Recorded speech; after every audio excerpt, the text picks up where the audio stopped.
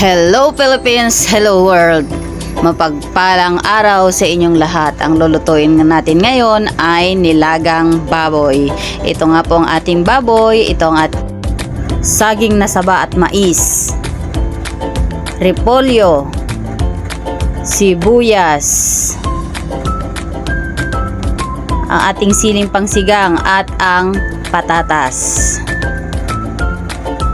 Ngayon guys, lalagay muna natin dito sa pressure cooker para mabilis, para tipid tayo sa gas.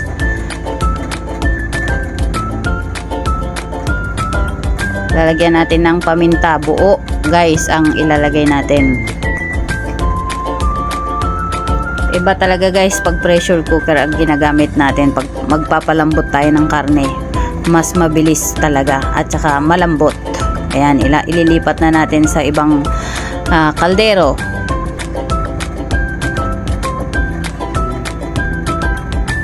Takpan muna natin guys.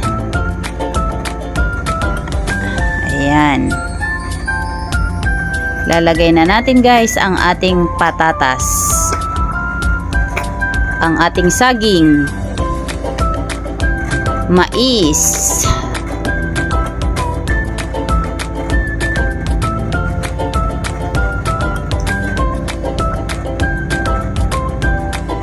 at ang ating sibuyas guys.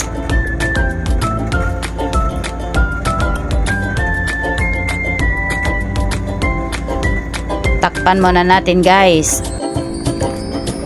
Maglagay tayo ng seasoning, asin.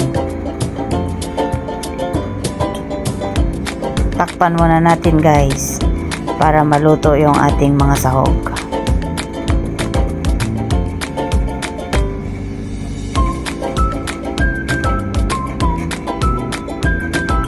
Hindi ko na tinanggal yung balat ng saging guys.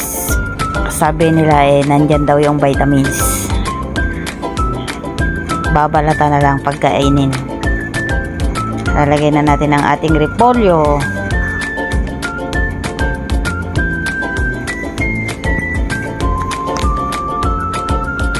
Ang siling pangsigang para lalong mabango.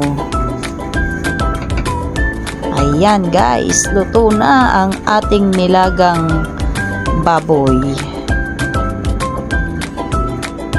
Ayan, maghukad na tayo at kakain na mga guys.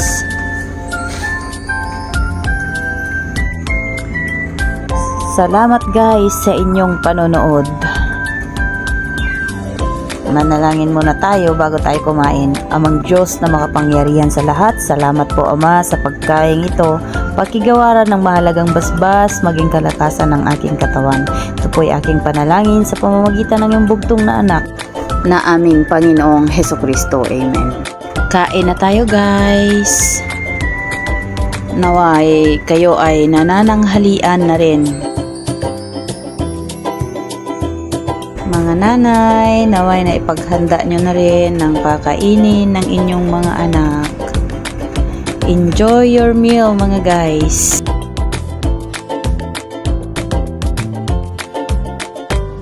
Ang sarap. Ang sarap humigop ng mainit na sabaw guys. Salamat sa inyong panonood. Please like and share and leave a follow and comment if you want to see more. Bye everyone. God bless you all.